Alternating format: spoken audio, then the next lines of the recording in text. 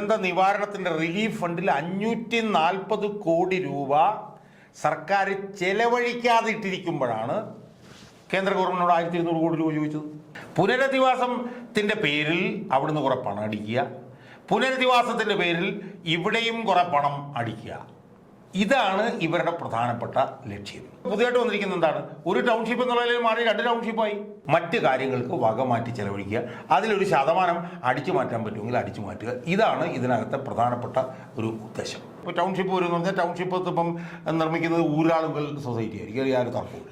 ഭരണഘടനാ വിരുദ്ധമായിട്ടുള്ള ടൂറിസം നിർമ്മാണം, ഭരണഘടനാ വിരുദ്ധമായിട്ടുള്ള പാറമടകളുടെ പ്രവർത്തനം, ഭരണഘടനാ വിരുദ്ധമായിട്ടുള്ള ദേശീയ പാത നിർമ്മാണം. നമസ്കാരം. വയനാട് ദുരന്തമുണ്ടായിട്ട് 1 മാസം തികയാൻ പോകുകയാണ്. ദുരിതാശ്വാസ ക്യാമ്പുകളിൽ കഴിഞ്ഞവരൊക്കെ വാടക വീടുകൾ കണ്ടെത്തി അങ്ങോട്ടേക്ക് മാറിക്കഴിഞ്ഞു. പതിവിൽ നിന്ന് വ്യത്യസ്തമായി വീടുകൾ നിർമ്മിച്ചു നൽകാമെന്നുള്ള വാഗ്ദാനമാണ് പല സംഘടനകളും വ്യക്തികളും ഒക്കെ മുന്നോട്ട് വെച്ചിരിക്കുന്നത്. എന്നാൽ സർക്കാർ ഇതിന് അനുകൂലമായിട്ടുള്ള ഒരു നിലപാടുകളും സ്വീകരിച്ചിട്ടില്ല. ഇന്നലെ സർവകക്ഷി യോഗത്തിൽ മുഖ്യമന്ത്രി ചില തീരുമാനങ്ങൾ എടുത്തിട്ടുണ്ട്. അതിന് പ്രകാരം 1000 സ്ക്വയർ ഫീറ്റുള്ള വീടുകൾ ഇവർക്ക് നിർമ്മിച്ചു കൊടുക്കും. കൽപ്പറ്റയിലും മേപ്പാടിയിലും ടൗൺഷിപ്പ് നിർമ്മിക്കും എന്നൊക്കെയാണ് മുഖ്യമന്ത്രി പിണറായി വിജയൻ ഇന്നലെ സർവകക്ഷി യോഗത്തിൽ പറഞ്ഞിരിക്കുന്നത്. പക്ഷേ എന്തുകൊണ്ടാണ് ഇത്തരത്തിൽ പല വാഗ്ദാനങ്ങൾ ഉണ്ടായിട്ടും, അതായത് വീടുകൾ നിർമ്മിച്ചു കൊടുക്കാമെന്നുള്ള വാഗ്ദാനങ്ങൾ പല സംഘടനകളുമൊക്കെ മുന്നോട്ട് വെച്ചിട്ട് പോലും, അത് രേഖാമൂലം സമർപ്പിച്ചിട്ട് പോലും എന്തുകൊണ്ടാണ് സർക്കാർ അനുകൂലമായിട്ടുള്ള ഒരു നിലപാട് സ്വീകരിക്കാത്തത്? ഇതിൽ നമ്മൾ തുടക്കം പോലെ കാണേണ്ട ഒരു കാര്യം എന്നറിയുമോ? ഇത് ഈ ദുരന്തമുണ്ടായ ദിവസങ്ങൾക്കുള്ളിൽ തന്നെ ചർച്ച പുനരധിവാസത്തിലേക്ക് അങ്ങ് മാറുകയാണ്. ഞാൻ അന്ന് പോലെ തന്നെ അതിനെ എതിർത്ത ഒരാളാണ്. പുനരധിവാസം വേണ്ട എന്നുള്ളൊരു അഭിപ്രായമല്ല എനിക്കുണ്ടായത്. പക്ഷേ ഇത് തുടങ്ങിയ ദിവസം മുതൽ ചർച്ച പുനരധിവാസത്തിലേക്ക് മാറ്റിയതിന് പുറകിലൊരു ദുരുദ്ദേശം ഉണ്ടായിരുന്നു, ഒരു ദുരുപതിഷ്ഠിതമായിട്ടുള്ളൊരു നീക്കമുണ്ടായിരുന്നു. എന്താണെന്ന് ചോദിച്ചാൽ, എങ്ങനെയാണ് ഈ ദുരന്തം ഉണ്ടായത്, ആരാണ് അതിന് ഉത്തരവാദികൾ എന്നുള്ള മേഖലകളിലേക്ക് ചർച്ച പോകാതിരിക്കാൻ വേണ്ടി 1-ാം ദിവസം മുതൽ തന്നെ പുനരധിവാസം എന്ന് പറഞ്ഞുകൊണ്ടിരുന്നു. പുനരധിവാസം പ്രധാനപ്പെട്ട ഒരു കാര്യമല്ല, അല്ലെന്ന് ആർക്കും അഭിപ്രായമില്ല, ആണ്. പക്ഷേ പുനരധിവാസം എന്നുള്ള വിഷയത്തിലേക്ക് ശ്രദ്ധ തിരിക്കുമ്പോൾ എങ്ങനെ വയനാട്ടിൽ ഈ ദുരന്തം ഉണ്ടായി എന്നുള്ള ആ വിഷയത്തിൽ നിന്ന് ചർച്ച മാറിപ്പോവുകയാണ്. യഥാർത്ഥ വിഷയം എന്ന് പറഞ്ഞാൽ എന്താണ്? എങ്ങനെയാണ് വയനാട് ഈ ദുരന്തം ഉണ്ടായെന്നുള്ളതാണ്. അതിൻ്റെ അടുത്ത് ചർച്ച മാറിപ്പോകണം. ഇനി പുനരധിവാസം എന്ന് പറഞ്ഞ് ഇനി പുനരധിവാസം ചർച്ചയാകുകയാണെങ്കിൽ തന്നെ അത് പല ഇതിലും ആദ്യം തന്നെ തെളിയിക്കപ്പെട്ടൊരു കാര്യമാണ്. എന്താണ്? ഈ പറഞ്ഞിന്ന് ചർച്ച ചെയ്യപ്പെടുന്ന തുകയുടെ 4/1 തുക ഉണ്ടെങ്കിൽ പോലും അവിടെ പുനരധിവാസം സാധ്യമാകും എന്നുള്ളത് വളരെ നേരത്തെ തന്നെ അറിഞ്ഞ കാര്യമാണ്. അവിടെ ആവശ്യമുള്ളവരെക്കാൾ കൂടുതൽ വീടുകൾ ഉണ്ടാക്കാനായിട്ട് ഇപ്പം തന്നെ ഓഫർ വന്നു കഴിഞ്ഞതാണ്. പിന്നെ ടൈംസ് ഓഫ് ഇന്ത്യയിൽ വന്ന ഒരു റിപ്പോർട്ട് പ്രകാരം പിന്നെ ദുരന്ത നിവാരണത്തിൻ്റെ റിലീഫ് ഫണ്ടിൽ 540 കോടി രൂപ സർക്കാർ ചെലവഴിക്കാതെ ഇട്ടിരിക്കുമ്പോഴാണ് കേന്ദ്ര ഗവൺമെൻറ്റിനോട് 1200 കോടി രൂപ ചോദിച്ചത്. ഇപ്പോൾ 219 കോടി രൂപയെങ്കിലും ആദ്യഘട്ടത്തിൽ കിട്ടണമെന്നാണ് മുഖ്യമന്ത്രി ആവശ്യപ്പെട്ടത്. അല്ല, അത് ഞാൻ പറഞ്ഞു വരുന്നത് 540 കോടി രൂപ ഡിസ്ട്രസ് റിലീഫിന് വേണ്ടിയിട്ട് കേന്ദ്രത്തിൽ നിന്ന് കിട്ടിയത് ഒരു പൈസ പോലും ചെലവഴിക്കാതെ ഇവിടെ കിടക്കുകയാണ്. യഥാർത്ഥത്തിൽ അവിടെ ഉള്ളവർക്ക് പുനരധിവാസത്തിന് 540 കൂടെ ചേർന്ന് 540 കൂടെ ഒരു 300 കോടി രൂപ 750 കോടി രൂപ ഉണ്ടെങ്കിൽ അവിടുത്തെ പുനരധിവാസം മുഴുവൻ നടക്കും. അപ്പം യഥാർത്ഥ ലക്ഷ്യം എന്ന് പറഞ്ഞാൽ എന്താ? യഥാർത്ഥ ലക്ഷ്യം പുനരധിവാസമൊന്നുമല്ല. യഥാർത്ഥ ലക്ഷ്യം എന്ന് പറഞ്ഞാൽ ഇതിൻ്റെ പേരിൽ കുറെ പണം കേന്ദ്രത്തിൽ നിന്ന് വാങ്ങിക്കുക, ആ വാങ്ങിച്ചതിന് ശേഷം ആ പണം ഉപയോഗിച്ചുകൊണ്ടും മറ്റു കാര്യങ്ങൾ ചെയ്യുക. ഇപ്പോൾ ഓണവുമായിട്ട് ബന്ധപ്പെട്ട് തന്നെ 5000 കോടി രൂപ കടമെടുക്കും എന്നുള്ള നിലയിൽ ഇപ്പം വാർത്തകൾ പുറത്തു വന്നു. അപ്പോൾ പുനരധിവാസമൊന്നും അല്ല ലക്ഷ്യം. പുനരധിവാസത്തിൻ്റെ പേരിൽ അവിടുന്ന് കുറെ പണം അടിക്കുക, പുനരധിവാസത്തിൻ്റെ പേരിൽ ഇവിടെയും കുറെ പണം അടിക്കുക. ഇതാണ് ഇവരുടെ പ്രധാനപ്പെട്ട ലക്ഷ്യം. അത് ചെയ്യുന്നതിലൂടെ തന്നെ അവിടെ എന്തുകൊണ്ട് ഇങ്ങനെ സംഭവിച്ചു എന്നുള്ള ആ ഒരു കാർഡിനൽ വിഷയത്തിൽ നിന്ന് ശ്രദ്ധ തിരിച്ചുവിടുക. ഇപ്പം നിങ്ങൾ ആലോചിച്ച് നോക്കൂ, ഇപ്പം പുതിയതായിട്ട് വന്നിരിക്കുന്നത് എന്താണ്? ഒരു ടൗൺഷിപ്പ് എന്നുള്ളതിൽ മാറി 2 ടൗൺഷിപ്പായി. അതെ, മനസ്സിലായില്ലേ? അപ്പൊ ഈ ടൗൺഷിപ്പ് ഒക്കെ നിർമ്മാണത്തിന്റെ ഭാഗമായി നൂറുകണക്കിന് കോടി രൂപ അടിച്ചു മാറ്റാനുള്ള അവസരമായി ഇപ്പോൾ ഇവിടെ ഉണ്ട്. അല്ല, ഇതൊക്കെ സാധ്യമാകുമോ? കാരണം 2018 ഓഖിയിലും 2018 19 പ്രളയങ്ങളിലും വീട് നഷ്ടപ്പെട്ടവർക്ക് ഇപ്പോഴും വീടുകൾ കിട്ടിയിട്ടില്ല. അങ്ങനെ വരുമ്പോൾ എങ്ങനെയാണ് ഈ ഒരു മാസം മാത്രം കഴിഞ്ഞ ഒരു ദുരന്തത്തിൽ വീട് നിർമ്മിച്ചു കൊടുക്കുമെന്ന് കരുതുന്നുണ്ടോ? അല്ല, ഇതൊന്നും നടക്കാത്ത. ഇപ്പൊ ഞാൻ ചോദിക്കട്ടെ, ഇപ്പൊ പെട്ടിമുടിയിൽ ദുരന്തം ഉണ്ടായി. പെട്ടിമുടി ദുരന്തത്തിൽ ദുരന്ത ബാധിതർക്ക് വീടുണ്ടാക്കി കൊടുത്തു. ആ വീടുണ്ടാക്കി കൊടുത്തെടുത്ത അവസ്ഥ എന്താ? ആ 1-2 മുറിയുള്ള സാമാന്യ നല്ല വീടുകളിലൊന്നും പിന്നെ ദുരന്തബാധിതർ താമസിക്കുന്നില്ല. അവരിപ്പോഴും താമസിക്കുന്ന അവരുടെ ലയങ്ങളിലാണ്. കാരണം എന്താണ്? തൊഴിലാളിക്ക് ആ ലയത്തിൽ നിന്ന് താമസിച്ചാലാണ് അവന് തൊഴിലെടുക്കാൻ പോകാനായിട്ട് എളുപ്പം. അപ്പം വീട് പണിത് കൊടുത്തിടത്ത് പോലും അവർ ആ വീട്ടിൽ താമസിക്കുന്നില്ല. മനസ്സിലായില്ലേ? ഇതിനകത്തൊക്കെയുള്ള വലിയ പ്രശ്നം എന്താണെന്നറിയോ? ഇപ്പം മത്സ്യത്തൊഴിലാളികൾക്ക് പുനർഗേഹം എന്ന് പറഞ്ഞിട്ട് മത്സ്യത്തൊഴിലാളികൾക്ക് ഫ്ലാറ്റ് ഉണ്ടാക്കി കൊടുക്കുക. മത്സ്യത്തൊഴിലാളി പിന്നെ കടൽ തീരത്തെ അവൻ ജീവിക്കുള്ളൂ. അവന് ഫ്ലാറ്റിൽ പോയി ജീവിക്കാൻ അവന് കഴിയില്ല. മനസ്സിലായില്ലേ?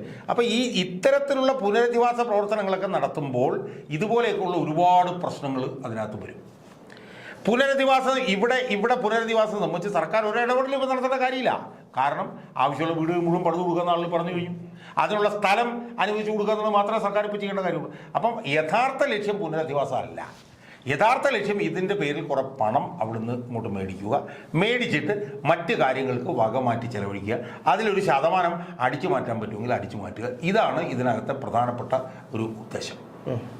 അപ്പോൾ എന്തായാലും ഒരു മുൻ അനുഭവം ഒന്നല്ല, പല മുൻ അനുഭവങ്ങൾ ജനങ്ങളുടെ മുന്നിലുണ്ട്. അതായത് ദുരന്ത ബാധിതർക്കൊന്നും വീടുകൾ നിർമ്മിച്ചു കൊടുക്കില്ല, അല്ലെങ്കിൽ അവരൊക്കെ ഒരു ഘട്ടം കഴിയുമ്പോൾ എല്ലാവരും ഇതങ്ങ് മറക്കും. ആ ഒരു രീതിയിലേക്ക് കാര്യങ്ങളെത്തും. അപ്പോൾ വയനാട്ടിലും അങ്ങനെ തന്നെ സംഭവിക്കാനല്ലേ സാധ്യത? അതായത് ഈ പുനരധിവാസത്തെക്കുറിച്ച് നമ്മൾ ചർച്ച ചെയ്യുന്നതോടൊപ്പം തന്നെ പുനരധിവാസം ഈ പറഞ്ഞ പോലെ നമ്മൾ അതിനെക്കുറിച്ചിട്ട് നമ്മൾ വിശദമായിട്ട് പറഞ്ഞു. അത് പണം പിന്നെ മേടിക്കുക, വക മാറ്റി ചെലവഴിക്കുക, പറ്റുമെങ്കിൽ അതിലൊരു ശതമാനം അടിക്കുക. ഇപ്പോൾ ടൗൺഷിപ്പ് വരുമെന്ന് പറഞ്ഞാൽ ടൗൺഷിപ്പ് ഇപ്പം നിർമ്മിക്കുന്നത് ഊരാളുകൾ സൊസൈറ്റി ആയിരിക്കും. അത് യാതൊരു തർക്കമില്ല. അതിനകത്ത് ഉറപ്പണം അടിച്ചു മാറ്റുക. ഇതൊക്കെ നമ്മൾ കണ്ടുപിടിക്കുകയാണ്. ഞാൻ പറയുന്നത് ഇതിനകത്ത് പ്രധാനപ്പെട്ട ചർച്ച ഇതുവരെ നടന്നിട്ടില്ല. എന്താണ്? ഈ 400 പേരും മരിച്ചു. ഈ 400 പേരും മരിക്കാനുള്ള കാരണം എന്താ? വിശദമായിട്ട് അതിനെക്കുറിച്ച് ചർച്ച നടക്കണ്ടേ? ഈ 400 പേരും മരിച്ചതിൽ ഒരു പ്രധാനപ്പെട്ട പങ്ക് കാലാവസ്ഥാ മാറ്റത്തിനും അതിതീവ്ര മഴയ്ക്കും ഒക്കെ ആണെന്നുള്ള കാര്യത്തിൽ യാതൊരു തർക്കവുമില്ല. പക്ഷെ ആ അതിതീവ്ര മഴ ഉണ്ടായപ്പോഴും അതിൻ്റെ പ്രത്യാഘാതം ഇത്ര തീവ്രമായത് എന്തുകൊണ്ടാണെന്നുള്ള അടിസ്ഥാനപരമായിട്ടുള്ള ചോദ്യം നമ്മൾ ചർച്ച ചെയ്തിട്ടുണ്ടോ? ഇല്ല. അതിതീവ്ര മഴ ഇപ്പോൾ ഉണ്ടാവും എന്നുള്ളത് നമുക്കെല്ലാവർക്കും അറിയാവുന്ന കാര്യമാണ്. പക്ഷെ ആ അതിതീവ്ര മഴ ഇത്രയും വലിയ അതിഗുരുതരമായിട്ടുള്ള പ്രത്യാഘാതങ്ങൾ ഉണ്ടാക്കുകയും ആ ഉണ്ടാക്കിയ പ്രത്യാഘാതങ്ങളുടെ അടിസ്ഥാനത്തിൽ 10-400 പേര് മരിക്കുകയും ചെയ്യാനുള്ള കാരണം മനുഷ്യൻ്റെ ഈ നിയമവിരുദ്ധമായിട്ടുള്ള, ഭരണഘടനാ വിരുദ്ധമായിട്ടുള്ള, പരിസ്ഥിതി വിരുദ്ധമായിട്ടുള്ള ഇടപെടൽ കൊണ്ടാണെന്നുള്ള അടിസ്ഥാനപരമായിട്ടുള്ള കാര്യം നമ്മൾ ചർച്ച ചെയ്യുന്നില്ല. അത് നിർണായകമാണത്. അത് വളരെ നിർണായകമാണ്. അല്ല, അങ്ങനെ ആ ചർച്ച പൊതുസമൂഹത്തിലേക്ക് എത്താതിരിക്കാൻ പലരും ശ്രദ്ധിക്കുന്നുണ്ട്. അതാണ് യഥാർത്ഥത്തിൽ ഈ പുനരധിവാസത്തിന്റെ ചർച്ചകൾ കൂടുതൽ സജീവമാക്കി കൊണ്ടുവരാനുള്ള കാരണം അതാണ് എന്നുള്ളത് കൊണ്ട് തന്നെ അവിടെ മനുഷ്യൻ നടത്തിയിട്ടുള്ള ഇടപെടൽ എന്താ, അതുണ്ടാക്കിയിട്ടുള്ള പ്രത്യാഘാതം എന്താ എന്നുള്ളത് നമ്മൾ ചർച്ച ചെയ്തില്ലെങ്കിൽ ഇതുപോലുള്ള അനുഭവങ്ങൾ ഇനിയും ആവർത്തിക്കും എന്നുള്ളതാണ്. ഇപ്പം നമ്മൾ മനസ്സിലാക്കേണ്ട കാര്യം, മേപ്പാടി പഞ്ചായത്തിൽ തന്നെ ഏതാണ്ട് ഒരു 3000-4000 ടൂറിസ്റ്റ് റിസോർട്ടുകൾ ഉണ്ടായിരുന്നു പറയുന്നു, ഒരു പഞ്ചായത്തിൽ മാത്രം. ചെരിവുള്ള പ്രദേശമാണ്. ആ ചെരിവുള്ള പ്രദേശത്ത് നിന്ന് 4000 പേരെ മാറ്റി പാർപ്പിക്കണമെന്ന് 4 വർഷം മുമ്പ് തന്നെ ഡൽഹി IIT ഒരു പഠനം ഉണ്ടായിരുന്നാണ് പറയുന്നത്. ആ 4000 പേരെ മാറ്റി താമസിച്ചിരുന്നെങ്കിൽ ഒരാൾ പോലും ഇപ്പോൾ മരിക്കില്ലായിരുന്നു. ഇത്രയും ഗുരുതരമായിട്ടുള്ള റിപ്പോർട്ട് ഉണ്ടായിട്ട് പോലും എന്തുകൊണ്ടാണ് ഇവരൊക്കെ? അതാണ് ഞാൻ പറഞ്ഞത്. അതാണ് ഇവിടുത്തെ പ്രശ്നം. കാരണം മാധ്യമങ്ങളെ സംബന്ധിച്ചിടത്തോളം എന്താണ്, പിന്നെ വയനാട് ദുരന്തം വന്നപ്പോഴത്തേക്ക് കുറേ വ്യൂവർഷിപ്പ് ഉണ്ടാക്കുക എന്നുള്ളത് മാത്രം ആയിട്ട് അവർ പോയി. മനസ്സിലായില്ലേ? ഇത് ഈ ടൂറിസം രംഗത്തുണ്ടായിട്ടുള്ള അതിഭീകരമായിട്ടുള്ള പ്രശ്നം. വയനാട് കഴിഞ്ഞ 1-2 വർഷത്തിനുള്ളിൽ ഏതാണ്ട് 10,500 പിന്നെ ഉരുൾപൊട്ടൽ ഉണ്ടായിട്ടുണ്ടെന്നാണ് അവർ പറയുന്നത്. ഏറ്റവും ഭരണഘടനാ വിരുദ്ധമായിട്ടുള്ള ടൂറിസം നിർമ്മാണം, ഭരണഘടനാ വിരുദ്ധമായിട്ടുള്ള പാറമടകളുടെ പ്രവർത്തനം, ഭരണഘടനാ വിരുദ്ധമായിട്ടുള്ള ദേശീയപാത നിർമ്മാണം, ഇതുപോലുള്ള കാര്യങ്ങൾ കൊണ്ടാണ് അവിടെ ഈ ദുരന്തം ഉണ്ടായപ്പോൾ അതിൻ്റെ തീവ്രത ഇത്രത്തോളം വർദ്ധിച്ചത്. അത് സംബന്ധിച്ചിട്ട് ഇപ്പം ഞാൻ പറയട്ടെ, ഇപ്പം ഈ ദുരന്തം ഉണ്ടാകുന്നതിൻ്റെ തൊട്ട് തലേ ദിവസം 24 മണിക്കൂറിനുള്ളിൽ ഉണ്ടായിട്ടുള്ള മഴ, ആ മഴ സംബന്ധിച്ച് വയനാട്ടിലത്തെ ഹ്യൂമൻ എന്ന് പറഞ്ഞൊരു ഇൻസ്റ്റിറ്റ്യൂട്ട് കണക്കെടുത്തിരുന്നു. ആ കണക്ക് പ്രകാരം തൊട്ട് 24 മണിക്കൂർ മുമ്പ് വയനാട്ടിലെ 32 സ്ഥലങ്ങളിൽ നടന്ന മഴയുടെ കണക്ക് നോക്കുമ്പോൾ അതിൽ 24 സ്ഥലങ്ങളിലും അതിതീവ്ര മഴയ്ക്കും മുകളിലേക്കുള്ള മഴയാണ് പെയ്തത്. 244.4 മില്ലിമീറ്റർ എന്ന് പറയുന്നതാണ് ശരിക്കും അതിതീവ്ര മഴ എന്ന് പറയുന്നത്. അവിടെ മുതൽ 400 ചില്ലാനം മില്ലിമീറ്റർ മഴ വരെ പിന്നെ വയനാട്ടിലെ 32 സ്ഥലങ്ങളിൽ 24 സ്ഥലങ്ങളിൽ പെയ്തു എന്നുള്ള അതിനിർണായകമായിട്ടുള്ള വിവരം ഈ ഉരുൾപൊട്ടലുണ്ടാകുന്നതിന്റെ തലേദിവസം ഈ ഹ്യൂമൻ ഇൻസ്റ്റിറ്റ്യൂട്ട് സർക്കാരിനെ അറിയിച്ചതാണ്. ഒരു നടപടിയും സർക്കാർ എടുത്തില്ല. മനസ്സിലായില്ലേ? ടൂറിസം വികസനം എന്നൊക്കെ പറഞ്ഞു കഴിഞ്ഞാൽ അതിഭീകരമായിട്ടുള്ള ടൂറിസം വികസനമാണ് അവിടെ നടന്നത്. പാറമടകൾ ഞാൻ തന്നെ ചെയ്ത ഒരു വീഡിയോ ഉണ്ട്. ആ വീഡിയോയിൽ ഈ ഉരുൾപൊട്ടൽ ഉണ്ടാകുന്നതിന് നേരെ മുകളിൽ പാറമടകൾ ഉണ്ടായിരുന്നു എന്നുള്ളതിൻ്റെ അതിൻ്റെ ഗൂഗിൾ എർത്ത് മാപ്പിന്റെ ഫോട്ടോസ് ഉൾപ്പെടെ ഞാൻ പുറത്തു കൊണ്ടുവന്നിട്ടുണ്ട്. വലിയ പാറകളാണ് ഒഴുകിയെത്തിയത് അവിടെ. കാരണം എന്താണ്? പാറമടകൾ ഡിസ്ഗൈസ്ഡ് ആയിട്ട് പ്രവർത്തിക്കുന്ന, പുറലോകം അറിയാതെ പ്രവർത്തിക്കുന്ന പാറമടകൾ ഉണ്ടായിരുന്നിടത്ത് പാറമട പ്രവർത്തനം നിർത്തി പോയെടുത്തൊക്കെ തന്നെ വലിയ തോതിൽ വെള്ളം ശേഖരിക്കപ്പെട്ടിരിക്കുക. ഈ കെട്ടി നിൽക്കുന്ന വെള്ളത്തിലേക്കാണ് ഈ അതിതീവ്ര മഴ വന്ന് പെയ്യുന്നത്. മനസ്സിലായി? സ്വാഭാവികമായും ഈ ഭരണഘടനാ വിരുദ്ധമായിട്ടുള്ള നിയമവിരുദ്ധമായിട്ടുള്ള നിർമ്മാണ പ്രവർത്തനങ്ങൾ, പൈലടിച്ചിട്ടുള്ള സാധനങ്ങൾ, ഗ്ലാസ് ബ്രിഡ്ജുകൾ, ലക്ഷക്കണക്കിന് ലിറ്റർ വെള്ളം ശേഖരിച്ച് വെക്കാൻ കഴിയുന്ന വലിയ ടാങ്കുകൾ, റിസോർട്ടുകൾ, മനസ്സിലായി? അവിടെ ഇപ്പോൾ പറഞ്ഞ ഹ്യൂമൻ ഇൻസ്റ്റിറ്റ്യൂട്ടിൻ്റെ പഠനത്തിൽ പറഞ്ഞു വെച്ചാൽ ഒരു റിസോർട്ട് പഞ്ചായത്ത് അനുവദിച്ചു കഴിഞ്ഞാൽ പിന്നെ റിസോർട്ട് പ്രവർത്തിക്കുന്ന മേഖലയുടെ നിയന്ത്രണവും അതിനകത്തോട് ഒഴുകുന്ന അരുവികളുടെ കാര്യങ്ങൾ, ഇതിൻ്റെ മുഴുവൻ നിയന്ത്രണം ഈ ഹോട്ടലുകാരുടെ കയ്യിലേക്ക് പോവുകയാണ്. അപ്പോൾ അതിലൂടെ നടന്നിട്ടുള്ള വലിയ ഈ പറഞ്ഞ പോലെ നിയമവിരുദ്ധമായിട്ടുള്ള ടൂറിസം നിർമ്മാണം. മനസ്സിലായില്ലേ? ഇപ്പം എന്താ സംഭവിച്ചിരിക്കുന്നത്? ഇപ്പം ടൂറിസ്റ്റുകാർ വീണ്ടും പരസ്യം ചെയ്ത് തുടങ്ങിയിരിക്കുകയാണ്. ഏറ്റവും ദയനീയമായിട്ടുള്ള അവസ്ഥയാണ്. എന്താണ്? ഇത് വയനാടിൻ്റെ ചില ഭാഗങ്ങളിൽ 2-3 വാർഡുകളിൽ മാത്രമേ ഇതുണ്ടായിട്ടുള്ളൂ. അല്ല കേട്ടോ, ഞാൻ അവിടെ പോയിരുന്നു. ടൂറിസ്റ്റുകളുടെ ശക്തമായിട്ടുള്ള ഒരു വരവാണ് ഇപ്പോൾ അവിടെ. അത് മാത്രമല്ല, ഈ ദുരന്ത ഭൂമി കാണാൻ പോലും ടൂറിസ്റ്റുകൾ വരുന്നു എന്നുള്ളതാണ് ഏറ്റവും സങ്കടകരമായിട്ടുള്ള ഒരു കാര്യം. അപ്പം ഇതിനകത്തുള്ള വലിയ പ്രശ്നം എന്താണ്? ടൂറിസ്റ്റ് ഇൻഡസ്ട്രി പറയുന്നത് എന്താണ്? അവർ പറയുന്നത് 2-3 സ്ഥലത്ത് മാത്രമേ, 2-3 വാർഡുകളിൽ മാത്രമേ ഉണ്ടായിട്ടുള്ളൂ, നിങ്ങൾ ബാക്കിയുള്ള സ്ഥലങ്ങളിലേക്ക് വരൂ. അപ്പം വയനാട്ടിൽ യഥാർത്ഥത്തിൽ ഇന്ന് നമ്മൾ ചർച്ച ചെയ്യേണ്ട ഏറ്റവും പ്രധാനപ്പെട്ട വിഷയം എന്ന് പറയുന്നത് ഇത് ഉണ്ടായത് എന്തുകൊണ്ടാണ്, ഉണ്ടാവാനുള്ള കാരണങ്ങൾ എന്താണ്, വയനാട്ടിലെ മറ്റു പ്രദേശങ്ങളിൽ ഇത് ഉണ്ടാകുന്നത് എങ്ങനെ തടയാൻ പറ്റും, അതാണ് നമ്മൾ ചർച്ച ചെയ്യേണ്ടത്. കാരണം വയനാട്ടിലെ മിക്കവാറും നല്ല ഭൂരിപക്ഷം പഞ്ചായത്തുകളിലും നല്ല പങ്ക് സ്ഥലത്തും പിന്നെ ഉരുൾപൊട്ടൽ ഏറ്റവും കൂടുതൽ ഉണ്ടാവാൻ സാധ്യതയുള്ള മേഖലയായിട്ടാണ് അടയാളപ്പെടുത്തിയിട്ടുള്ളത്. അപ്പോൾ യഥാർത്ഥത്തിൽ നമ്മളിപ്പോൾ ചെയ്തുകൊണ്ടിരിക്കുന്ന കാര്യം എന്ന് പറയുന്നത് വയനാട് ജില്ലയിലെ മറ്റു പ്രദേശങ്ങളിലും ഇതുപോലെ അതിതീവ്ര മഴ വരുമ്പോൾ അവിടെ ഉരുൾപൊട്ടൽ ഉണ്ടാകാനുള്ള പ്രവർത്തനങ്ങൾക്ക് നേതൃത്വം കൊടുക്കുകയാണ് ഇപ്പോൾ നമ്മൾ ചെയ്തുകൊണ്ടിരിക്കുന്നത്.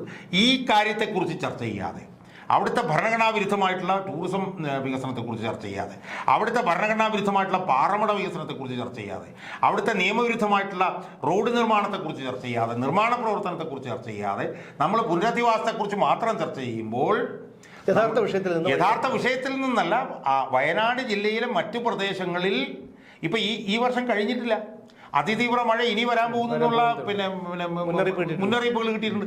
ആ സാഹചര്യത്തിൽ മറ്റു പ്രദേശങ്ങളിലും ഇതുപോലെ ഉരുൾപൊട്ടൽ ഉണ്ടാവാനുള്ള സാധ്യതയുണ്ടോ, അത് നമുക്ക് എങ്ങനെ തടയാൻ പറ്റും, അതിനുള്ള മുന്നൊരുക്കങ്ങൾ എന്തായിരിക്കണം, അതിനുള്ള മുന്നറിയിപ്പുകൾ എന്തായിരിക്കണം എന്നുള്ളത് ചർച്ച ചെയ്യുന്നതിന് പകരം ഇത് വയനാടിൻ്റെ ഒരു ചെറിയ ഭാഗത്തുണ്ടായിട്ടുള്ള ഒരു ഉരുൾപൊട്ടലിൻ്റെ പുനരധിവാസത്തിലേക്ക് മാത്രം നമ്മൾ കേന്ദ്രീകരിക്കുമ്പോൾ നമ്മൾ വലിയൊരു അപകടത്തിനെയാണ് നമ്മൾ വലിയൊരു അപകടം എപ്പോൾ വേണമെങ്കിലും സംഭവിക്കാവുന്ന നിലയിൽ വയനാട് ജില്ല യഥാർത്ഥത്തിൽ ഒരു ടൈം ബോംബിന് മുകളിലാണ് നിലനിൽക്കുന്നത് എന്നുള്ള വസ്തുത നമ്മൾ കാണാതെ പോവുകയാണ് ചെയ്യുന്നത് എന്നാണ് ഇവിടെ നമ്മൾ കാണേണ്ട കാര്യം.